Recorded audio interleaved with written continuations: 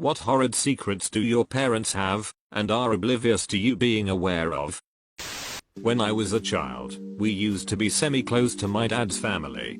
My grandparents came up, 2+ hour drive, to talk to my parents about an adult issue, and 10-year-old me was told to stay in my room with the door shut.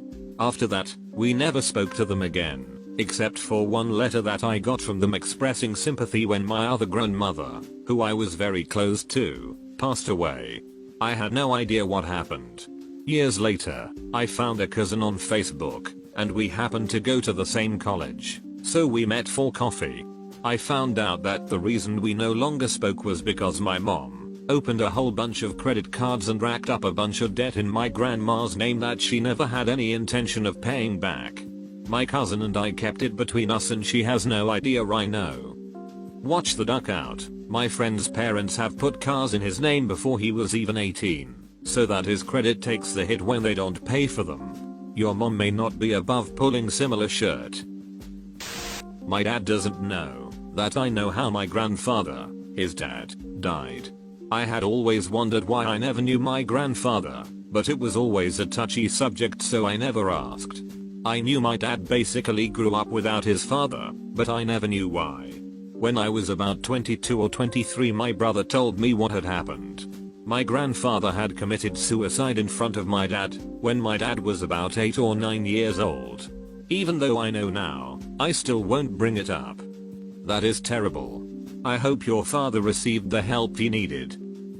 Similar, my aunt was a serious alcoholic all her life from about age 18 until she died at 70 a few years ago. I know that my dad's family has been through their share of shit. My grandfather also committed suicide, but until I was 25 no one told me or my cousins that the reason she had descended so suddenly into addiction was that when she was 18, her boyfriend knocked on the front door, asked for her, and when she came to the door he pulled out a gun and shot himself in the face. My dad used to talk about growing up really poor, having to get food from food banks, etc. It's one of the reasons that now that he owns his own business, he donates to food banks and all sorts of charities all the time. Paying it back. Well, it turns out that my father's father owned a massive construction company and made millions of dollars in the 50s and 60s. My uncle was selling massive amounts of cocaine and got busted. My grandfather bankrupted himself paying off judges and lawyers and all that to keep my uncle out of jail for most of his life. That's why my dad grew up with nothing. He has no idea that I know. Seriously, sounds like an Arrested Development style story. Glad your dad ended up alright. I know my dad cheated on my mom several times using AIM. How 90s is that? He would talk with women online and never mention how he was married or that he had 2 children.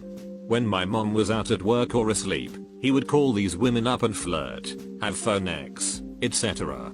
He would make excuses as to why he couldn't meet with them, but continue to pretend like he was super into them and really did want to meet them. I only put it together later once I remembered coming into my dad's office while he was working and seeing nothing but AIM chat rooms with women's names. There were a couple times I woke up at night and heard him talking to someone in a hushed voice in our kitchen, and I knew my mom wasn't up. The real clincher was when I started to walk downstairs while my parents were arguing. My mom shouted, "You don't even have ex with me. You're so much more interested in playing games, talking to women online, and pretending like your children and I don't ducking exist." I heard a pause and then he tried to play dumb, to which she responded, "Don't lie to me. I see the phone records." I called one of them and she told me everything. I have never so promptly turned around, went back to my room, and pretended to be fascinated by Mr. Potato Head so fast in my life. Mom never talked about it or let on that it happened. Neither of them had any idea I overheard them or put the pieces together. I've never told my brother. Edited to at, they are no longer together. They got divorced shortly after when my mom found out that while she had been working 3 jobs, he had been sitting at home, not doing anything to find a job, racking up a ton of debt, and secretly bought himself a motorcycle which he kept in a storage unit away from home. She came home early, grabbed the mail before he could, saw the debt notices, Then opened the garage and found a shiny motorcycle sitting there. He hadn't had time to return it to the storage unit because he wasn't thinking she'd come home early. That was that. I have never so promptly turned around, went back to my room, and pretended to be fascinated by Mr. Potato Head so fast in my life. God, have I had these moments in my life, lol.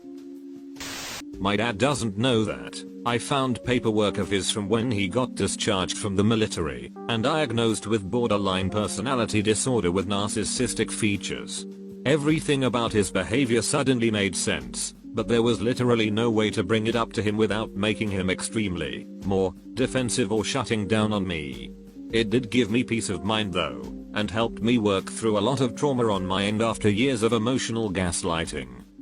Edit. My father also suffers from Munchausen syndrome, a disorder in which a person pretends they are sick with multiple illnesses, and will even go as far as to have surgeries they don't need in order to garner sympathy and attention. This is usually done because of extreme childhood abuse and neglect. He's pretended to have cancer, epilepsy, seizures, a blood clotting disorder, etc. Over the years, alas, he's still alive, and would walk with a cane whenever we went out, that magically disappeared at home. I now realize this ties into his BPD and narcissism as a form of coping. It doesn't make it right, but again, I've come to understand him a lot more these last few years because of it and heal myself.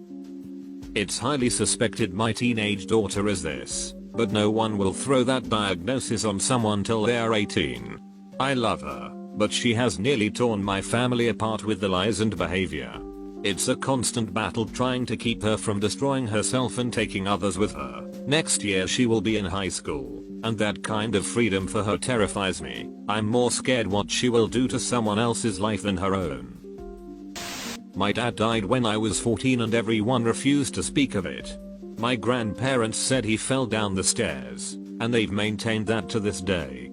My mom told me that he accidentally hung himself and she'd tell me when I was older.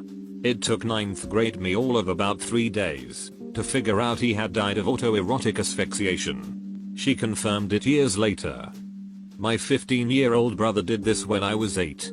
I think I was about his age when I learned what had actually happened. Was able to stop a couple of my high school buddies from doing the same by telling them the story. Not some horrid secret, but I sometimes hear my dad talking behind closed doors to my mom who passed away suddenly years ago. He typically tells her our life updates and that he misses her. My sister got married recently, and I overheard him from outside his room telling my mom how beautiful my sister looked, and how great her husband is that she never had the chance to meet. About how they had always spoke of that moment, watching their child marry, and he wished she was there with him to see us. We rarely speak about my mom at home, but 14 years later she's still very alive in his heart. It's gut-wrenching at times. A granny from my building lost her son in a car accident a long time ago. She visits his grave daily, even if it's snowing or raining. One day, she left her apartment door open, because it was really hot, and her apartment is on the top floor next to mine, so she didn't expect anyone to pass by her doors. Anyway, I saw her having coffee with her son's photo, and she was telling him about what was going on in her life. Heartbreaking, to say the least. I want to preface this by saying I was adopted. My dad was 18 and wanted one last romp with my mom, 17, before shipping off to the military. This is where I come from. She decided to adopt me out so we could both have etc. He never stopped loving me or thinking about me. I haven't told my adoptive mom I know they hid these, and I may never. Honestly, this breaks my heart. Your adoptive dad never should have kept this from you.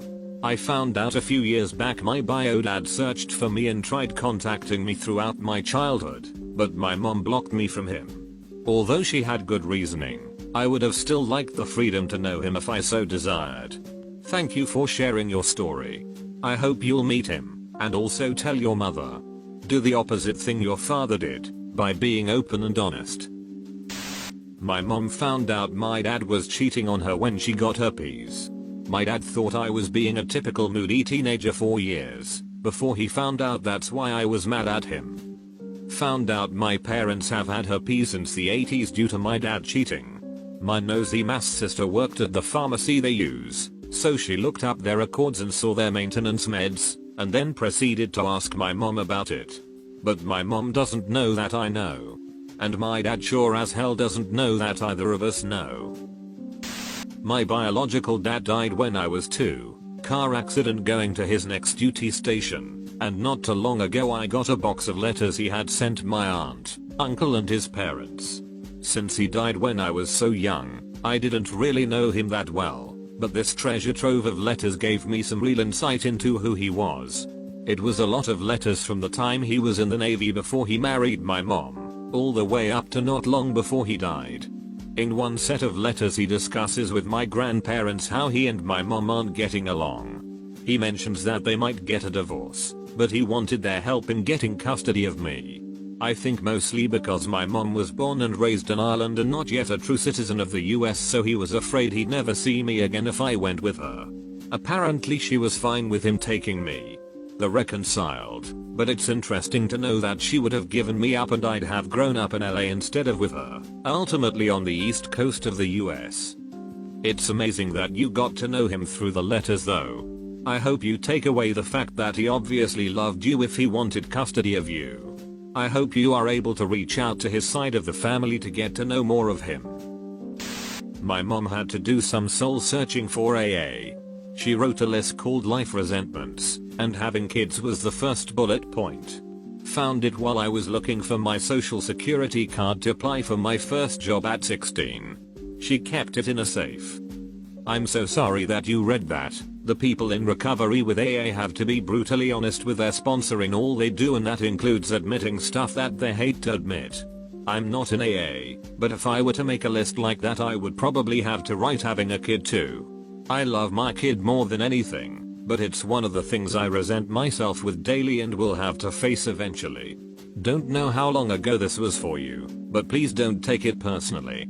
However she feels about having you or not, I guarantee you are one of the top reasons for her taking the initiative to get help through AA in the first place, and that she loves you with all her heart.